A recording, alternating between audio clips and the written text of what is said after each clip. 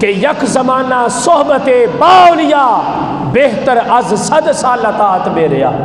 امام جلال الدین رومی فرماتے ہیں کسی ولی کامل کی صحبت کو اختیار کرنا، خواہ وہ دنیا کے اندر موجود ہے یا پردہ کر کے جا چکا ہے، آپ فرماتے ہیں کسی ولی کی صحبت کو ایک لمحہ کے لیے، یک زمانہ ایک لمحے کے لیے کسی ولی کی جو، اور ولی وہ ہونا چاہیے جو صحیح العقیدہ ہو، شریعت کا پابند ہو، دین اسلام کو سمجھنے والا ہو اور قرآن و سنت کا علم رکھنے والا ہو۔ آپ فرماتے ہیں یک زمانہ صحبت باولیا، کسی ولی کی صحبت کو ایک لمحے کے لیے اختیار کر لینا بہتر از 100 سالہ طاعت بیریا، بے ریا اور یکسوئی کے ساتھ ہر قسم کے دکھاوے سے پاک عبادت 100 سال بندہ ایک طرف کر لے تو ایک لمحہ کی کسی ولی کامل کی صحبت کو اختیار کرنا اس 100 سالہ عبادت کے درجے سے بھی زیادہ بہتر ہے۔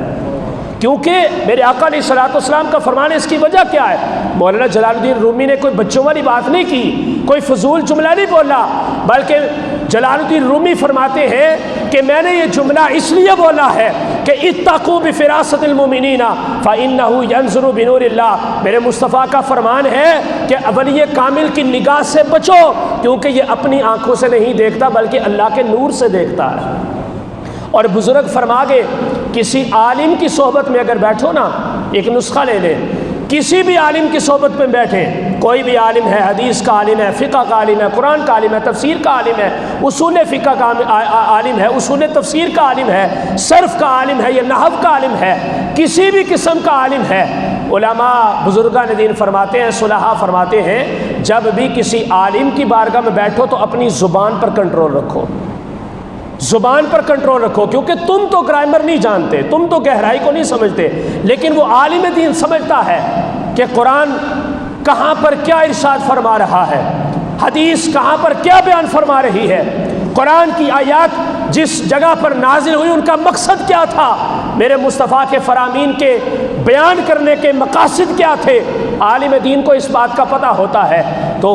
بزرگان دین فرماتے ہیں کہ جب بھی کسی عالم کی بارگاہ میں بیٹھو تو اپنی زبان پر کنٹرول رکھو، کیونکہ وہ تمہاری زبان پر گرفت کر سکتا ہے، لیکن جب کسی ولی کامل کی بارگاہ میں بیٹھو تو اپنی زبان پر تو کنٹرول رکھنا ہی ہے، کیونکہ اللہ نے اسے بھی علم عطا فرمایا ہے، لیکن اس کے ساتھ ساتھ اپنے دل پر بھی کنٹرول رکھو، کیونکہ اس کی حکومت صرف تمہارے دماغ اور تمہاری زبان پر نہیں ہوتی، بلکہ اللہ کا ولی تمہارے دلوں پر حکومت کرتا ہے،